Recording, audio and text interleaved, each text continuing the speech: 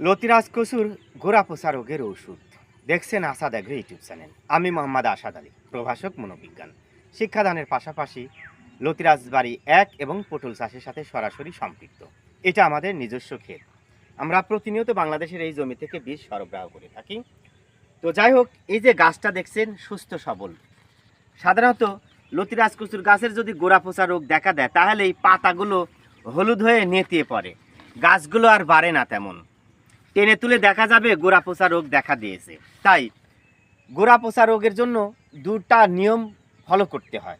একটা হচ্ছে কীটনাশক ঔষধ, আর একটা হচ্ছে বাহ্যিক নিয়ম। বাহ্যিক নিয়মটা হলো সুস্থ সবল রোগমুক্ত চারা রোপণ করতে হবে, অর্থাৎ লতিরাজ কচুর কোনো গোড়া কাটা চারা রোপণ করা যাবে না।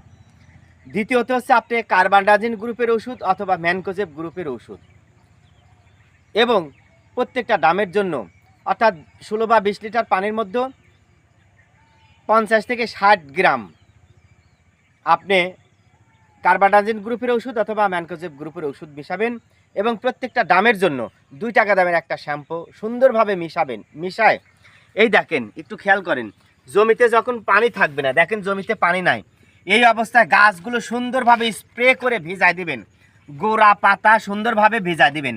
তাহলে দেখবেন সপ্তাহে 2 দিন স্প্রে করবেন, আর কোনো গোড়া পচা রোগ দেখা দেবে না।